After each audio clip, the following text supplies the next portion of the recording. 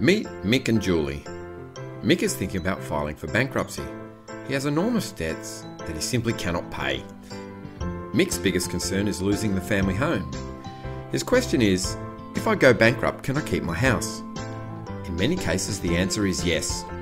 At Fresh Start Solutions, we are specialists at helping people file for bankruptcy and helping them keep their house.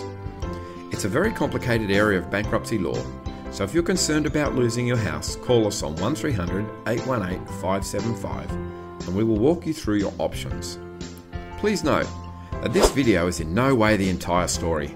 In fact, there's an entire range of variables that need to be considered in this process. We're just going to outline a few basics to give you a better idea about what will happen with your house if you choose to go bankrupt. For Mick and Julie, like most people, the thought of losing the family home has been the main reason they've put off the decision for so long. They've battled for years under enormous financial pressure for the sole purpose of not losing the family home. So Mick wonders, how is it possible to be bankrupt and keep the house? Well, it's a simple matter of equity. Let's put it this way.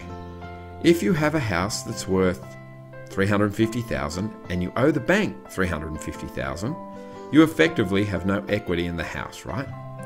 The trustee may only want to sell your home if there is sufficient equity in the home. So in this particular case, the trustee will give you some options, one of which is simply to continue paying the mortgage and live in the house while you're bankrupt. Mick and Julie aren't sure what their house is worth.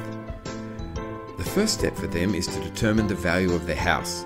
There's a couple of ways they can find out the value of their house.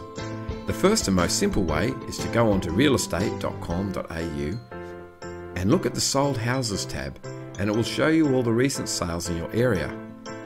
Another option, because they really want to be sure, is to have a registered valuer do a valuation on their home.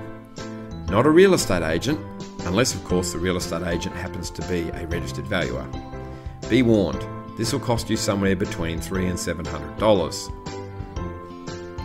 Just one more thing about house values. If the trustee needs to sell your house, they do so reasonably quickly. It doesn't normally take that long, just a few months. It's normally by auction, and they just need to meet the market on the day, and that's it. So when you're thinking of the value, remember, it's the sell now price, not when the market picks up. Now that Mick and Julie have determined the value of their house, the next thing for them to understand is who owns the house. Generally, most home loans are between two people as joint tenants. In other words, both Mick and Julie have been responsible for paying off the mortgage. In this case, only Mick needs to go bankrupt. Julie has no debts other than the mortgage. So this is how it works for them. Mick and Julie's house is worth $400,000 and their home loan is $350,000. So the equity in their home is $50,000. Half of that total equity is automatically allocated to Julie, who is not going bankrupt, leaving $25,000 equity for Mick to pay back his debts.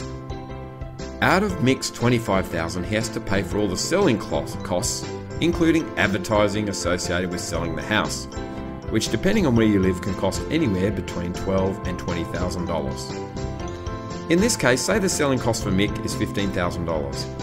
Then a balance left over for Mick after the sale is $10,000. So one of the options that the trustee will give Mick and Julie is for Julie to pay the $10,000 to the trustee and keep the house. This satisfies the people that Mick owes money to because they get $10,000 from Mick as if he sold the house.